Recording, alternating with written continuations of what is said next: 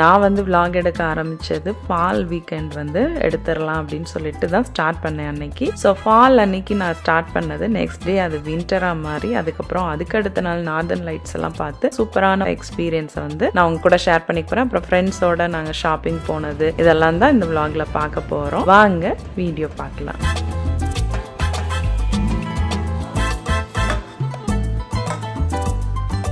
Millet மாவுக்கு வந்து அரைச்சி வச்சுருந்தேன். அப்புறம் நார்மல் இட்லி தோசைக்குமே அரைச்சி வச்சுருந்தேன். இந்த மில்லட் மாவோட ரேஷியோ வந்து பார்த்திங்கன்னா நான் வந்து அளந்தெல்லாம் போடலை. கொஞ்சமாக வந்து ஆக்சுவலாக உளுந்தங்கஞ்சிக்கு உளுந்து ஊற வச்சுருந்தேன். அதை என்னால் செய்ய முடியல. ஸோ அதுக்கு தகுந்த மாதிரி எல்லா மில்லட்ஸ்லையும் கொஞ்சம் கொஞ்சம் மிச்சம் இருந்தது. ஸோ அதெல்லாம் ஒன்றா போட்டு அரைச்சாச்சு. மில்லட்ஸில் என்ன செஞ்சாலுமே தோசை செய்கிறோன்னா நீங்கள் உளுந்து வந்து ரேஷியோ படி தான் போடணும்னு இல்லை. அது கொஞ்சம் பைண்டிங் ஆகிறதுக்கு மட்டும் நம்ம போட்டாலே நல்லாவே இருக்கும். நல்லா புளிச்சிருச்சுனாலே டேஸ்ட் வந்துடும்.